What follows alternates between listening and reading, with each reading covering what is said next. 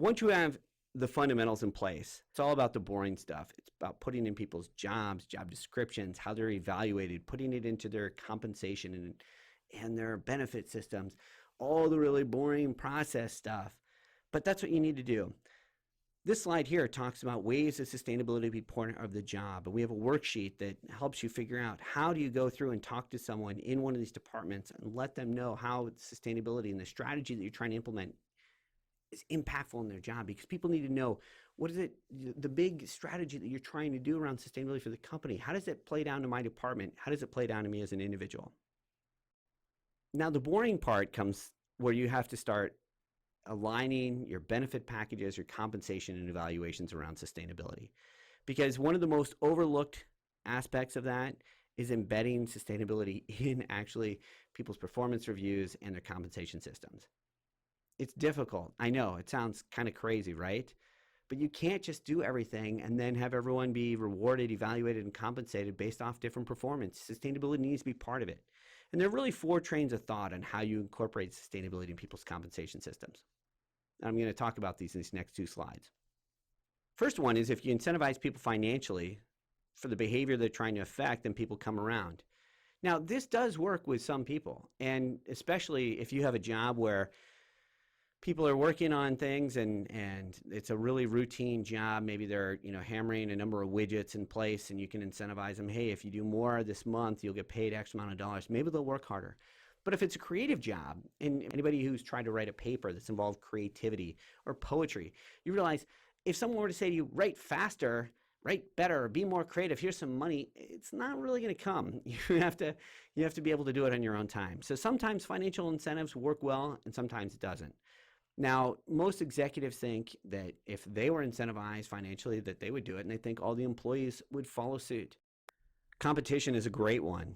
It's if you can tie financial incentive and compensation about people working towards a specific goal or something you're trying to encourage, you can really make things happen. Some cultures within companies, it's top down, bottom up, but some are really collaborative and competitive. One of the clients that we worked with when we were just getting started in terms of helping organizations develop some of these competitions actually had what's called a Go Barefoot Day. Now, this was their take on sustainability for Earth Day. Well, they had a major competition about energy use and commuting, and this was a design firm. And out of nowhere, the Houston office called one of the other offices in the Midwest and was like, hey, you know what? We didn't even turn on our lights today. We just used our desk lamps. Now, if I had suggested that as a consultant, hey, you know what, guys? Why don't you just turn off your lights and design these really expensive multi-million-dollar buildings using your desk lamps? We would have been thrown out the door and fired on the spot. But by making it a competition, then all of a sudden the other office started calling up and saying, oh yeah, well, you know what? 50% of our workforce work from home today. Huh? None of us even commuted in. They started doing things that they never thought possible. And they broke down the mindset of what actually it means to come to work and how they do work. Now, granted, they went back to doing some of the stuff in a more traditional fashion, but it helped them realize that there were ways that they could commute differently, use energy differently, and both of them have made some major changes. This slide talks about how some people are motivated if everyone participates. Some people aren't all like, hey, I want to make more money. A lot of people are comfortable where they are. But if there's, say, a bonus pool where everyone gets something for doing, better as in terms of performance, that can be a real incentivator. And the last one, as I mentioned when I talked about the first one, is it does depend on the work itself. There's a huge difference between routine and non-routine work. So you really need to talk to your employees and find out, what do they care about? Is it money they seek? Is it time off? Is it flexibility? Do they want more vacation? Do they want less vacation? Do they just want a new desk, a new computer, a new phone? What do they want? A lot of times organizations just try and short circuit the process because they're lazy. Because yeah, it does take work to reach out and talk to your employees. But if you want to implement sustainability successfully and you want your strategy to be successful, you need to make sure you're tying compensation to the benefits and the work that you want to see.